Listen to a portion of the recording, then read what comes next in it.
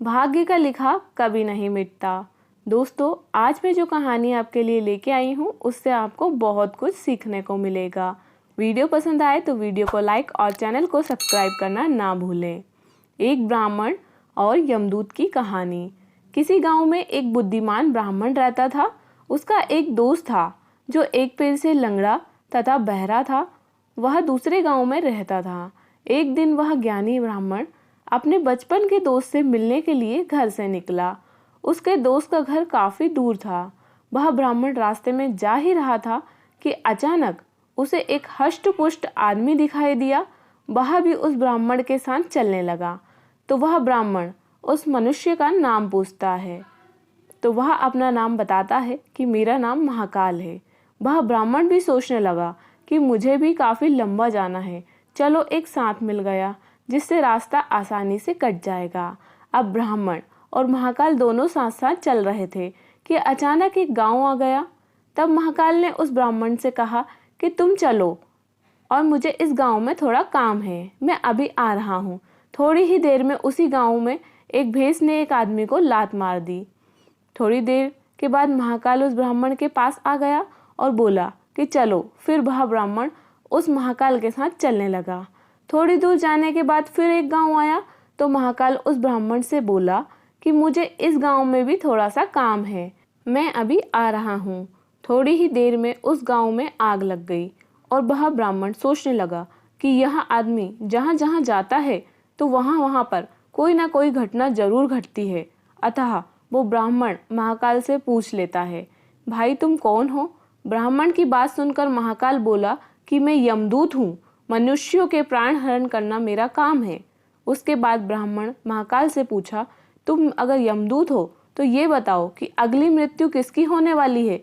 तब महाकाल ने जवाब दिया, अगली मृत्यु तुम्हारे उसी मित्र की होने वाली है जिससे तुम मिलने के लिए जा रहे हो। वह ब्राह्मण सोचने लगा, यदि ऐसी बात है तो मैं अपने मित्र से मिलने नहीं जाऊंगा।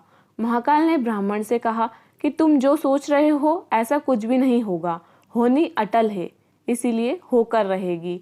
थोड़ी देर में उस ब्राह्मण ने देखा कि उसका मित्र उससे मिलने के लिए बड़ी तेजी से चला आ रहा था। जैसे ही उसका मित्र उस ब्राह्मण के पास पहुंचता है, हृदयघात होने के कारण उसकी मृत्यु हो जाती है। इससे उस ब्राह्मण को बड़ा पछतावा होता है। वह ब्राह्मण उस महाकाल से पूछता है, अच्छा ये बताओ कि मेरी मृत्यु कब और कैसे होगी? तब महाकाल ने कहा कि तुम्हारी मृत्यु ठीक 6 महीने बाद दूसरे राज्य में फांसी लगने से होगी। वह ब्राह्मण फिर अपने घर चला गया और सीधे अपने राज्य के राजा के पास गया और ब्राह्मण ने राजा को सारी बात बता दी। तब राजा ने राज्यसभा में यह प्रश्न सबके सामने रखा। तब उस राज्यसभा में यह फैसला लिया गया कि यदि ऐसी बात है तो वह ब्राह्मण इसी राजमहल में 6 महीने तक रहेगा। राजा ने ब्राह्मण के लिए राजमहल में ही व्यवस्था करवा दी।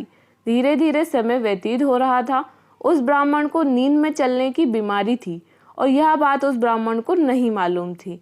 जिस दिन उसकी मृत्यु होने वाली थी उसी रात्रि को ही वह ब्राह्मण राजमहल से निकलकर दूसरे राज्य के राजमहल में जाकर राजा के शयन कक्ष में राजा और रानी दोनों के बीच में जाकर सो गया।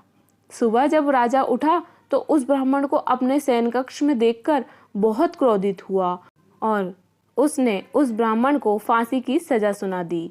तब वह ब्राह्मण उस राजा को सारी कहानी सुनाने लगा, जिसको सुनकर वह राजा अपना एक गुप्तचर अपने पड़ोसी राज्य के राजा के पास भेजकर सारी जानकारी उसने वहां से ले ली। जिसको सुनकर वह राजा अपने फैसले पर बहुत पछता रहा था। लेकिन उस राज्य का एक नियम था कि एक बार राजा जो सजा सुना दे फिर चाहकर भी उसे नहीं बदल सकता। राजा ने एक राजसभा बुलाई और उसका उपाय पूछा। तब उस राजसभा में यह फैसला लिया गया कि एक पतले धागे से फंदा बनाकर आप ब्राह्मण को पहनाकर अपना वचन पूरा कर लीजिए। फंदा पतला होने के कारण ब्राह्मण की मृत्यु भी नहीं होगी और आपके फैसले की लाज भी बच जाएगी। तब एक पतले धागे से फांसी का फंदा बनाया गया और अगले दिन ब्राह्मण के गले में डाल दिया गया और फंदे को खींच दिया गया। सभी ने यही सोचा था कि ब्राह्मण को कुछ नहीं होगा, लेकिन उस पतले धागे की वजह से उस ब्राह्मण का गला कट गया और खून इतनी तेज़ी से निकला कि उसकी खून बहने की वजह से वहीं पर मृत्यु हो गई। दोस्तों, हमारे भाग्य में जो लिखा होता है वो हर हाल में होके ही रहता है, उसे बदला या काटा नहीं जा सकता है। उस ब्राह्मण ने अपने बचने के लिए कितने उपाय किए, लेकिन मृत्यु के आने पर कोई काम नहीं आया तथा उसकी मृत्यु हो गई। इस कहानी से आपको क्या शिक्षा मिलती है, यह आप मुझे कमेंट सेक्शन में ज़रूर बताइएगा।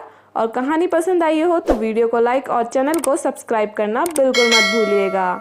मिलते हैं अगली कहानी में, तब तक आपका और आपके परिवार का ध्यान रखिए।